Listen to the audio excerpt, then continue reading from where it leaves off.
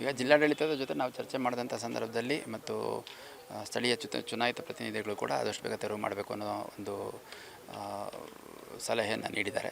ಅದರ ಜೊತೆಗೆ ನಾವು ಪರಿಶೀಲನೆ ಮಾಡಿದಂಥ ಸಂದರ್ಭದಲ್ಲಿ ಸುಮಾರು 5,32,00,000 ನಮಗೆ ಕಾಂಪನ್ಸೇಷನ್ ಬರಬೇಕು.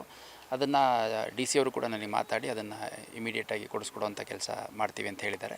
ಮತ್ತು ಪ್ಯಾರಲಲ್ಲಿ ನಮ್ಮ ಹಿರಿಯ ಅಧಿಕಾರಿಗಳಿಗೆ ಕೂಡ ಅವರು ನಾವು ಈ ವಿಷಯವನ್ನು ಗಮನಕ್ಕೆ ತಂದಂಥ ಸಂದರ್ಭದಲ್ಲಿ ಇಮಿಡಿಯೇಟಾಗಿ ತೆರವು ಮಾಡುವಂಥ ಕ್ರಮ ಕೈಗೊಳ್ಳಿ ಅಂತ ಹೇಳಿದ್ದಾರೆ. ಆ ಪ್ರಕಾರ ನಾವು ಇನ್ನು ಕೆಲವೇ ದಿನಗಳಲ್ಲಿ ತೆರವು ಮಾಡಿಬಿಟ್ಟು ಅವರ ಕೆಲಸಕ್ಕೆ ತೊಂದರೆ ಆಗದಂತೆ ಬಿಲ್ಡಿಂಗನ್ನು ಬಿಟ್ಕೊಡ್ತೇವೆ. ಸರ್, ಈಗ ಯಾವ್ದಾದ್ರು ಜಾಗ ಐಡೆಂಟಿಫೈ ಮಾಡಿದ್ದೀವಿ. ವಿಮೆನ್ ಪೊಲೀಸ್ ಸ್ಟೇಷನು ಮತ್ತು ನಮ್ಮ ಸಬರ್ಬನ್ 2 ಸ್ಟೇಷನ್ಗಳನ್ನ ನಮ್ಮದೇ ಪೊಲೀಸ್ ಯೂನಿಟ್ಸಲ್ಲೇ ಕೆಲವು ಜಾಗ ಐಡೆಂಟಿಫೈ ಮಾಡಿದ್ದೀವಿ. ಅಲ್ಲಿ ಶಿಫ್ಟ್ ಮಾಡಲಾಗತ್ತೆ. ಸರ್, ಅಲ್ಲಿಂದ ಸ್ಥಳಾಂತರ ಆದರೆ ಏನು ಭಾಳ ದೂರ ಹೋಗಲ್ಲ. ಅಲ್ಲಿಂದ ಒಂದು 100-200 ಮೀಟ್ರ್ ದೂರದಲ್ಲೇ ಸಬರ್ಬನ್ ಪೊಲೀಸ್ ಸ್ಟೇಷನ್ ಐಡೆಂಟಿಫೈ ಮಾಡ್ತೀವಿ. ಇನ್ನು ಮಹಿಳಾ ಪೊಲೀಸ್ ಸ್ಟೇಷನ್ ಏನಿದೆ ಅದರದ್ದು ವ್ಯಾಪ್ತಿ ಇಡೀ ಕಮಿಷನರೇಟ್ ಇರುತ್ತೆ. ಅಂದರೆ ನಮ್ಮ 15 law and order police station ವ್ಯಾಪ್ತಿಯ ಎಲ್ಲ ಮಹಿಳೆ ರಿಲೇಟೆಡ್ ಕೇಸಸ್ ವಿಮೆನ್ ಪೊಲೀಸ್ ಸ್ಟೇಷನ್ಗೆ ಹೋಗುತ್ತೆ. ಅದನ್ನು ಕೂಡ ಎಲ್ಲರಿಗೂ ಅನುಕೂಲ ಆಗುವಂಥ ಒಂದು ಜಾಗದಲ್ಲೇ ಐಡೆಂಟಿಫೈ ಮಾಡ್ತಾ ಇದ್ದೀವಿ.